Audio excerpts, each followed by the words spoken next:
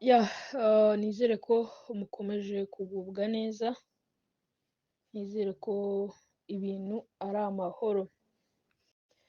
Murabona ko robot yanjye ikomeje kunkorera akazi. Ufite gahunda yo gukora online business, ino business ntigucike, kuko ntabwo iri munsi y'amezi 3 turi kuyikora. Tuzahora tuyivuga, ukwezi kwa mbere kugiye gushira, ukwezi kwa kabiri gushire, n'ukwezi kwa gatatu gushire. Yibaza uyijoininze mu kwezi kwa gatatu, waba uri n'igihombo.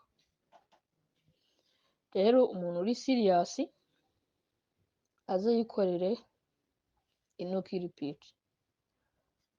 Tumaranye iminsi ndi kubabwira mukore igitangira, nabasharinze link. Umuntu wayikoze ubu ngubu araryoshye pe.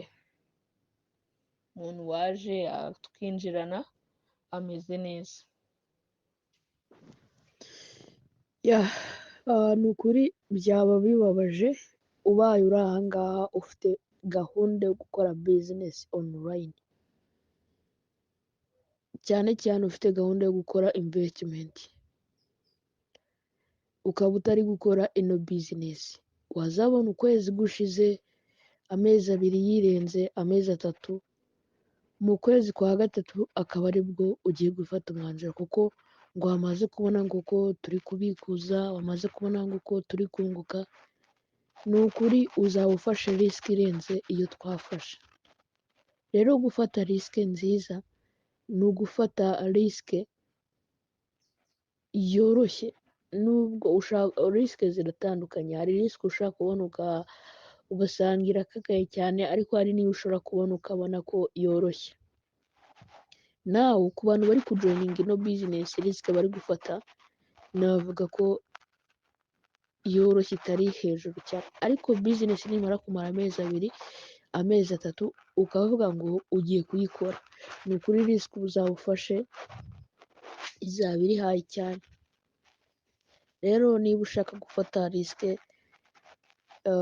itari high cyane, ni ukuri tangirana n'iyi business kuko iracyari mbisi, niko twabivuga. Niba yaratangiye kuri 30, ubu tukaba turi 23, urumva ko ntabwo wari watinda cyane niba ufite gahunda yo gukora.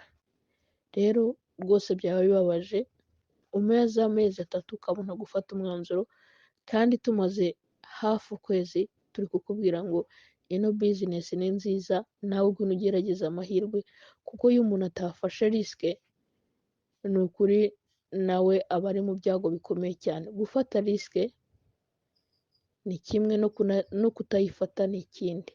Udafashe risk ni ikibazo, yego niyo ufashe ni ikibazo, ariko kutayifata nicyo kibi cyane. Rero tugerageze gufata risk, kuko buri kimwe cyose dukora ni ukuri ziba zirimo, ariko biterwa n'uko natwe twabyitwayemo. Rero tujye tugerageza uko dushobojwe kose dufate risk, kandi muri izo risk tuzabonamo reward zishimishije. Niba ushaka gukora deposit, ni ukuri yikore, cyangwa se uzi inbox ngufashe. Niba ushaka kwiyandikisha, yiyandikisha ukore deposit, active robot yawe, asigaye uzikore.